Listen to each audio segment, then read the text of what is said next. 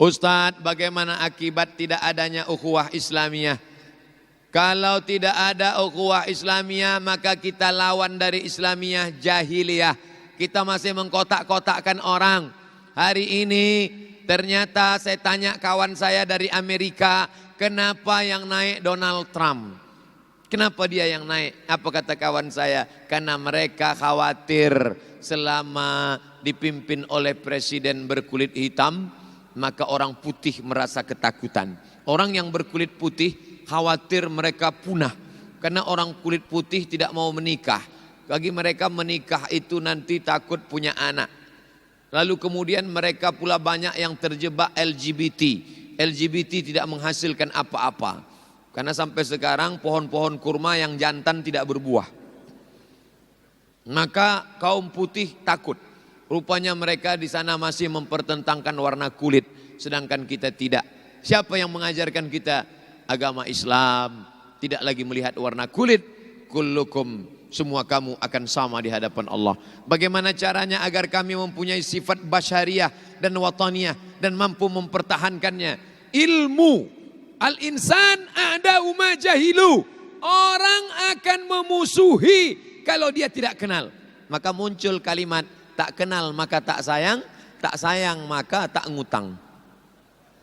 Kalau kita sudah kenal, insya Allah walaupun berbeda sama bule-bule itu, kita ngomong, how are you, where are you come from, dari mana, it's nice to meet you, amat sangat senang dengan kamu. Kita capek ngelawannya, dia bahasa Inggris, rupanya dia sudah lama bisa bahasa Jawa. Bapak Ibu yang dimuliakan Allah Subhanahu wa taala, kenali baik-baik. Inna khalaqnakum min dzakarin wa unsa. Kami ciptakan kamu dari laki-laki dan perempuan. Wa ja'alnakum syu'uban wa qabaila. Lalu kami jadikan kamu bersuku-suku, berbangsa-bangsa. Wa qabaila, syu'uban, bersuku-suku. Wa qabaila, berkabilah-kabilah. Lita'arafu, untuk saling kenal mengenal. Kenali dengan baik, maka kita akan bisa tumbuh ukhuwah Islamiyah, ukhuwah basyariah, ukhuwah wataniyah. Kalau tidak, dunia ini la yazaluna mukhtalifin, akan tetap kelahi, bertengkar. Kamu tidak ganggu saya tidak ganggu kamu. Selama hidup bersosial, bertetangga, satu kantor, berteman, bersahabat. Tapi kalau sudah dalam keyakinan, kalau sudah dalam ibadah, tidak boleh dirusak. Jangan sampai mengganggu ibadah. Bagaimana hukumnya orang Islam mengucapkan selamat Natal? Ada beberapa ulama yang membolehkan. Di antaranya Syekh Yusuf Al-Qaradawi dalam fikih aqalliyah, fikih minoritas. Kata dia, saudara-saudara kita yang ada di Eropa, bertetangga, apalagi setelah kasus 11 September, nanti kalau dia terlalu tegas, maka dia dituduh teroris, dihabisi. Maka kata Syekh Qaradawi, boleh, tapi sifatnya fikih aqalliyah, minoritas, minim.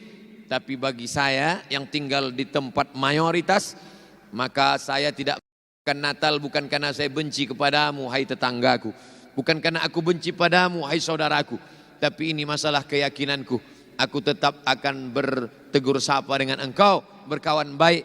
Tapi aku tidak ingin ada 3 konsekuensi. Ketika aku ucapkan selamat Natal, maka berarti aku mengakui bahwa Isa lahir 25 Desember. Ketika aku ucapkan selamat Natal, bahwa aku meyakini bahwa Isa mati di palang salib. Ketika aku ucapkan selamat Natal, berarti aku meyakini bahwa Isa adalah salah satu dari 3 anak Allah, Allah Bapa, Rohul Kudus. Sedangkan dalam Al-Quran kitab suciku dikatakan, laqad kafara alladzina qalu innallaha huwal masih ibnu Maryam. Maka kafirlah orang yang mengatakan Al-Masih Isa anak Maryam. Tapi itu tentu tidak kita katakan, kita jelas bertetangga dekat. Lalu kafirlah. Tidak begitu. Menjaga hati orang. Makanya apa kata pepatah, cerita di air tidak boleh dibawa ke darat. Yang jadi masalah sekarang ceramah itu di streaming. Sehingga tidak hanya orang dalam masjid yang mendengar. Dulu kalau kiai ceramah, dia di dalam masjid saja, suaranya nggak keluar. Sekarang ditonton orang di luar masjid. Kalau orang yang nonton itu mau cari hidayah, nggak apa-apa. Yang nonton di luar itu mau mencari kesalahan. Dengar, kapan dia slip? Begitu dia keliru, salah, langsung dipotong, langsung di-share. Ini anti kebinekaan. Padahal dia kan sedang ngomong dengan komunitasnya. Kita pun di dalam komunitas mereka juga diceritakan macam-macam. Itu Abdul Somad, domba Allah yang tersesat. Saya nggak marah dibilang domba, sudah kambing sesat lagi. Itu kan komunitas mereka. Ustadz, saya mau nanya, bagaimana mempersatukan perbedaan di kalangan masyarakat kita yang kalau tidak sepaham dengan dia dianggap salah. Saya tadi selama 1 jam bicara, tidak ada bicara tentang NU Muhammadiyah. Kenapa? Karena Masjid Al-Akbar Surabaya sudah selamat dari konflik NU Muhammadiyah. Di masjid ini imam besarnya ada 5. Ada imam NU, ada imam Muhammadiyah, tidak lagi dipermasalahkan. Yang penting kalau jadi makmum ikut imam aja. Yang paling enak jadi makmum. Makanya tadi waktu saya dipersilakan, Ustadz jadi imam. Enak jadi makmum. Saya tadi mau, ini imamnya Muhammadiyah apa NU ya? Dalam hati. Sami Allahu liman hamidah. Allahumma hadina fi man hadait. Kalau imam mau berkunut ikut. Ikut. Apa kata Imam Ibnu Taimiyah? Ibnu Taimiyah tidak pakai kunut.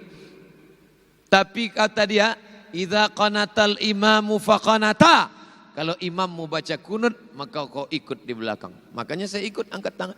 Allahumma hadina fi man hadait. Amin. وعافنا فيمن عافيت آمين وتولنا فيمن توليت آمين وبارك لنا فيما أعطيت آمين وقنا برحمتك شر ما قضيت آمين. Sisanya enggak diaminkan, ikut baca. Fa innaka taqdi wa la yuqda 'alaik wa innahu la yadhillu man walait wa la ya'izzu man adait tabarakta rabbana wa ta'ala falakal hamdu 'ala ma qadait nastaghfiruka wa natubu ilaik. Bagi yang hafal, kalau enggak hafal gerak-gerakkan aja. Biar jangan sampai ketahuan nggak hafal doa kunut. Nggak usah disalahkan. NU, Perti, Persis, Al-Irsyad, Mazhab Hanafi, Mazhab Maliki, Mazhab Syafi'i, Mazhab Hambali. Semuanya sepakat bahwa sholat subuh itu wajib. Sepakat. Apa yang dipermasalahkan? Tapi bahwa teknisnya ada yang pakai usolli fardhu subhi rakaataini imaman. Ada yang enggak pakai usolli, enggak pakai usolli. Allahu Akbar. Ini enggak usah dipermasalahkan. Mahallun niyati al-qalbu.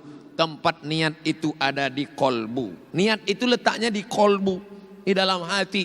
Hati yang enggak bunyi. Makanya kalau ada orang sholat, Allahu Akbar. Loh, enggak niat ya? Niat di dalam. Kenapa ada yang usolli? Untuk mengusir waswasah. Ada sebagian orang waswasah. Kalau dia enggak diucapkan waswasah, masuk langsung dalam masjid. Allahu Akbar. Ini tahiyatul masjid apa qobliyah? 2 rakaat apa 4 rakaat ini? Jadi imam apa jadi makmum? Maka untuk mengusir waswas diucapkan di mulut. Salatnya salat apa? Salat zuhur. Usolli fardhu zuhri. Berapa rakaat? 4 rakaatin. Ada apa qadha? Adaan. Imam apa jadi makmum? Makmuman lillahi ta'ala. Allahu Akbar. Yang pakai usolli sah, yang enggak pakai usolli sah. Yang enggak sah, yang enggak salat. Assalamualaikum warahmatullahi. Assalamualaikum warahmatullahi. Tadi salaman. Gubernur, mewakili Pak Gubernur, salaman dengan saya. Bapak Direktur Masjid Al-Akbar, salaman. Assalamualaikum warahmatullahi, assalamualaikum warahmatullahi, salaman. Gimana Pak Ustadz salaman selesai sholat? Ya nggak apa-apa. Yang ngomong siapa? Imam Nawawi, meninggal tahun 676, mazhab Syafi'i. Kalau sebelum sholat tadi nggak salaman, sebelum sholat nggak ada salaman, selesai sholat salaman, mustahab, dianjurkan. Sebelum sholat kan sudah salaman tadi di dalam. Setelah sholat salaman lagi, mubah, hukumnya boleh. Yang enggak boleh sedang sholat salaman. Alhamdulillahi Rabbil Alamin. Sehat Pak? Gak usah dipermasalahkan. Jangan mempermasalahkan yang enggak masalah. Nah, Ustadz, bagaimana caranya memantapkan ukhuwah Islamiyah Sementara di era teknologi ini yang selalu jadi andalan adalah HP. Apakah dalam hal ini tidak mengurangi etika berukhuwah dalam aturan Islam? Mohon penjelasan. HP tidak bisa menjelaskan segalanya utuh, karena HP tidak bisa mewakili raut wajah kita. Ustadz sedang di mana? OTW. Ustadz marah ya? Ketika saya tulis OTW, dia sangka saya marah karena pendek. Padahal saya sedang sibuk. Makanya untuk melihatkan bahwa saya tidak marah, OTW ada gambar senyum. Oh, Ustadz nggak marah. Itu menunjukkan HP tidak bisa mewakili kita secara utuh. Karena tulisan tidak bisa mewakili, muncullah video pendek. Sekarang kirim video. Assalamualaikum warahmatullahi wabarakatuh. Semoga sehat selalu ya. Kamu kemarin datang acara akikah anaknya? Enggak. Terus saya kirim video aja. Barakallahu laka fil mauhub wa syakartal wahib wa ruzikta birrahu wa balagha asyaddahu. Selamat, semoga menjadi anak yang soleh. Kamu kemarin datang waktu bapaknya meninggal? Enggak. Terus saya kirim doa aja. Allahumma firlahu warhamhu wa'afihi wa'afu anhu. Kamu datang kemarin waktu anaknya nikah walimah? Enggak. Terus saya kirim video aja. Barakallahu lakum wa baraka alaikum wa jama'a bainakum fi khair. Jangan gitu. Kita khawatirnya nanti pas kita mati semua ngirim video.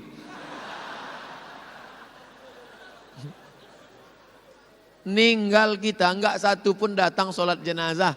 Semua video. Allahumma firlahu warhamhu. Allahumma firlahu warhamhu. Allahumma firlahu. Oleh sebab itu walaupun alat sudah canggih, tetap datang silaturahim. Ini semua yang hadir ini, semuanya sudah pernah dengar ceramah saya, semuanya sudah pernah baca tulisan saya, bahkan sudah download buku saya, sudah lama kenal. Tapi kalau cuman ngelihat Ustadz di HP rasanya enggak afdol, mau lihat wujud aslinya. Ustadz Somad ini ada enggak di alam nyata? Maka akhirnya ketemu silaturahim. Man ahabba ayyubsatalahu fi rizqihi, siapa yang mau lapang rezekinya, wa yunsa'alahu fi asarihi, panjang umurnya, falyasil rahimahu, hendaklah dia bersilaturahim.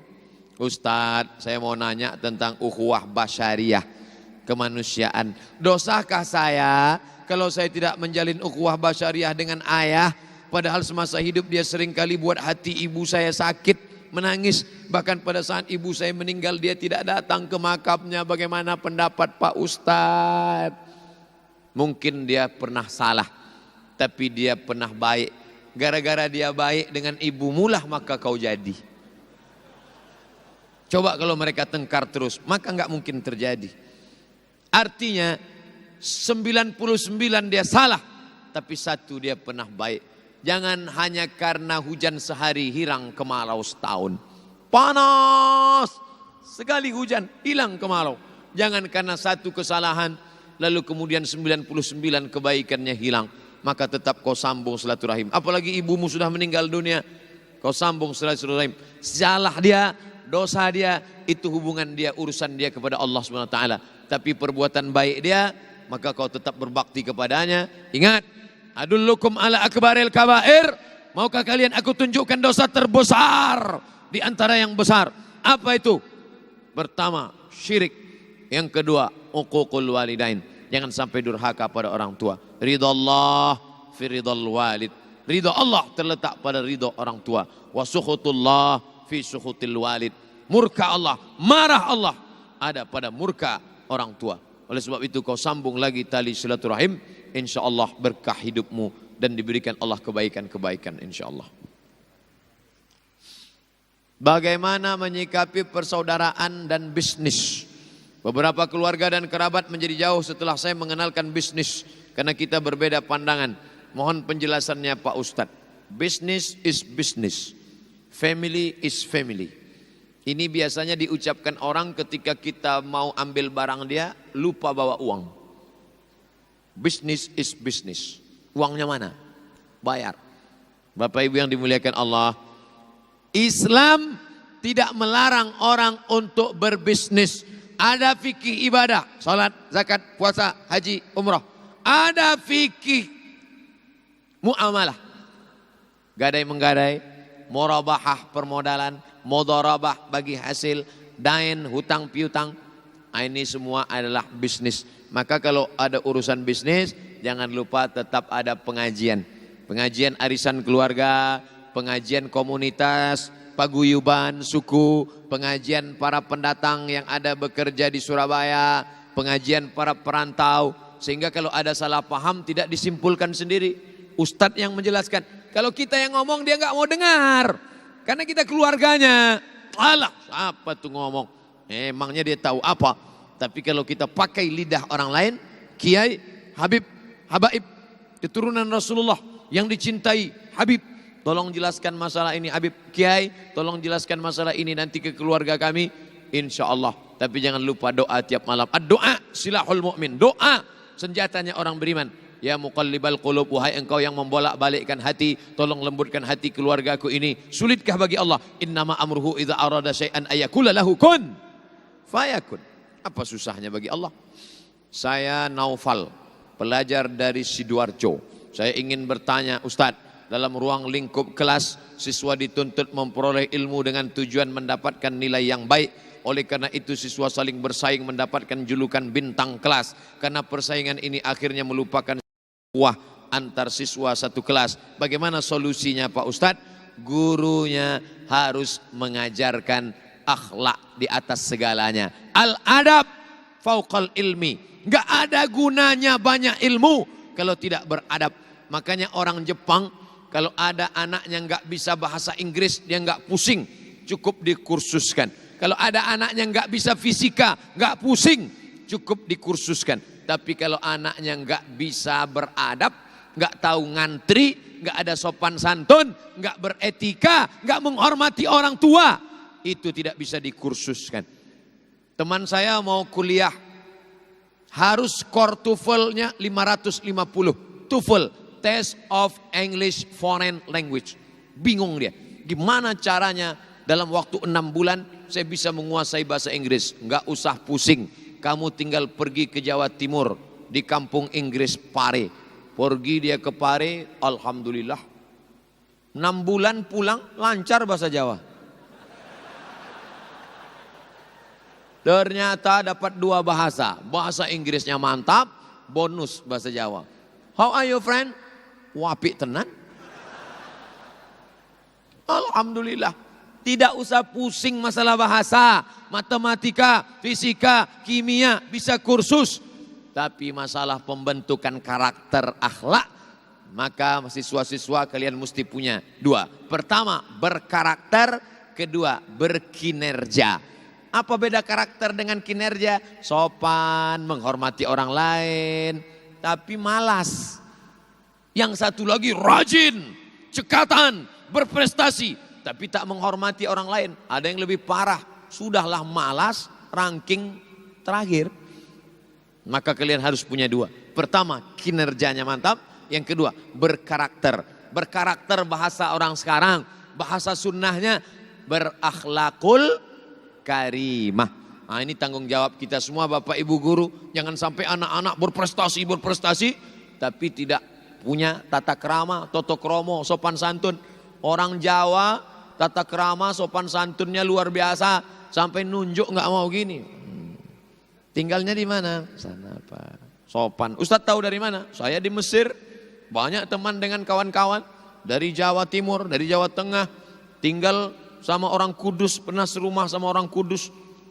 Dia cerita ternyata di Kudus itu katanya nggak boleh motong sapi. Loh, kenapa saya tanya? Begitu kami menghormati saudara kami yang beragama Hindu. Karena dulu Sunan Kudus datang, tidak ingin merusak hati, menyinggung perasaan tetangga yang beragama Hindu. Karena mereka ini menyembah hewan sapi tersebut yang dianggap sebagai hewan yang suci. Maka tidak mau dipotong. Sampai sebegitunya. Ya, apa itu? Akhlak. Walaupun berbeda keyakinan, beda agama. Tidak dengan pedang. Seandainya dulu mereka datang bawa pedang, masuk Islam. Kalau tidak aku pancung. Mungkin hari ini kita tidak Islam. Habis terjadi pembunuhan. Tapi dengan akhlak. Wa ma arsalnaka illa rahmatan lil alamin.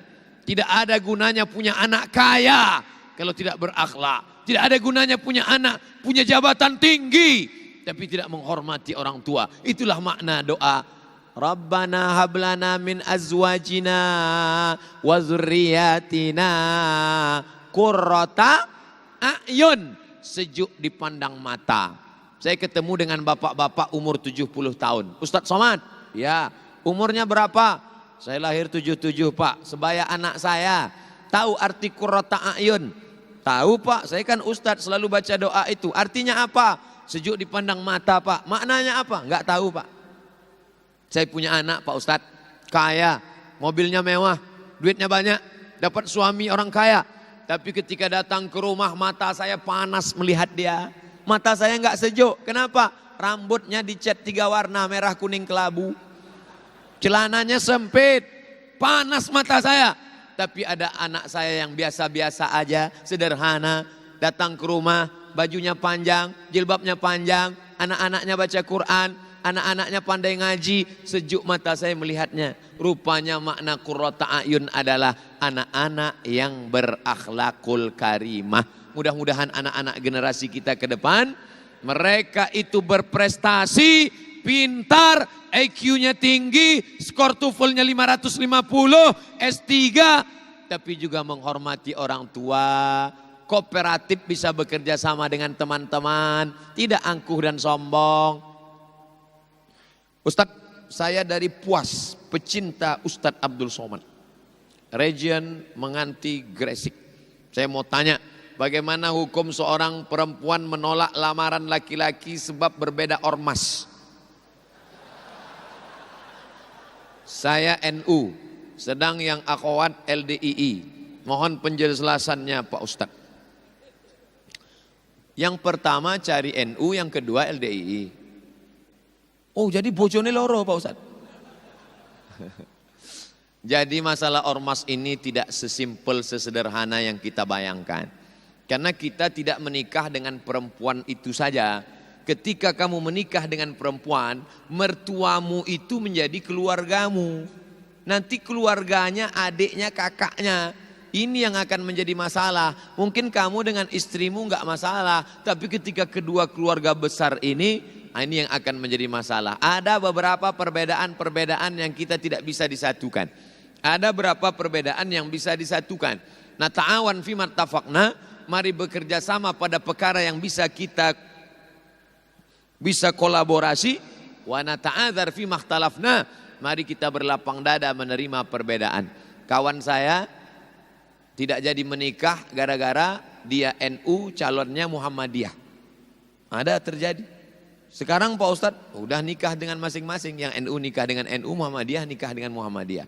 Oleh sebab itu maka duduklah bersama, ngobrol, ngomong, judulnya mau dibawa kemana hubungan ini. Jangan berpikir tentang enak-enaknya saja, karena sebuah orang siap enak. Tapi ketika sudah pada prinsip, pada hal-hal yang bersifat prinsip, maka ini kita dudukkan bersama. Nanti dalam masalah ini gimana? Berapa banyak orang kelahi hanya masalah wudhu. Masalah wudhu. Dalam mazhab Syafi'i, kalau bersentuhan batal. Karena makna aula mastumun nisa, menyentuh perempuan, batal. Tapi dalam mazhab Maliki, kalau bersentuhan itu enggak bersyahwat enggak apa-apa. Kalau bersyahwat baru batal. Dalam mazhab Hanafi, bersyahwat pun enggak batal. Karena makna aula mastumun nisa, maaf, artinya jima. Kalau berhubungan kelamin baru batal. Kalau sekedar sentuhan kulit enggak batal. Itu sederhana. Hanafi, jima baru batal. Maliki, bersyahwat baru batal. Syafi'i, enggak bersyahwat pun batal. Tapi ketika dalam praktek berumah tangga, itu bisa jadi masalah. Oleh sebab itu maka duduk bersama, pahami perbedaan mazhab, fikih perbedaan mazhab. Kalau enggak ngerti tanya ulama, jangan memaksakan diri, insinyur, engineer, advokat, mau memaksakan harus baca kitab, bisa memang. Tapi kadang kita terbentur pada waktu. Tapi yang jelas ada titik-titik persamaan. Kita berlapang dada menerima perbedaan. Ukhuwah Islamiyah, ukhuwah Basyariyah, ukhuwah Wataniyah. Mudah-mudahan setelah tabligh akbar semakin kuat kita rajut persatuan ini insyaallah. Amin ya rabbal alamin. Di akhir majlis saya berdoa, doa ini dikabulkan Allah karena ada para kiai, para habaib alim ulama, karena ada ibu-ibu yang salihah, karena ada anak-anak muda yang istiqamah iktikaf, Karena doa tadi malam, orang yang dari tadi malam bermunajat kepada Allah. Ala hazihin niyah al-Fatihah. A'udzubillahi minasyaitonirrajim. Bismillahirrahmanirrahim. Alhamdulillahi rabbil alamin. Ar-Rahmanirrahim. Maliki yaumiddin. Iyyaka na'budu wa iyyaka nasta'in. Ihdinas siratal mustaqim. Siratal ladzina an'amta 'alaihim ghairil maghdubi 'alaihim waladdallin. Amin. Allahumma inna nas'aluka salamatan fid din. Berikan kami keselamatan dalam akidah agama kami ya Allah. Wa afiatan fil jasad. Sehatkan jasad kami ya Allah. Wa ziyadatan fil ilm. Tambahkan ilmu kami ya Allah. Wa barakatan fil rizq. Berkahi rizki kami ya Allah. Wa taubatan qablal maut. Beri kami taubat sebelum mati. Wa rahmatan indal maut. Berikan kami rahmat ketika mati. Wa maghfiratan ba'dal maut. Berikan kami ampunan sesudah mati. Allahumma hawin alaina fi sakaratil maut. Ringankan kami waktu sakaratul maut. Wan najata minan nar. Selamatkan dari api neraka. Wal afwa indal hisab.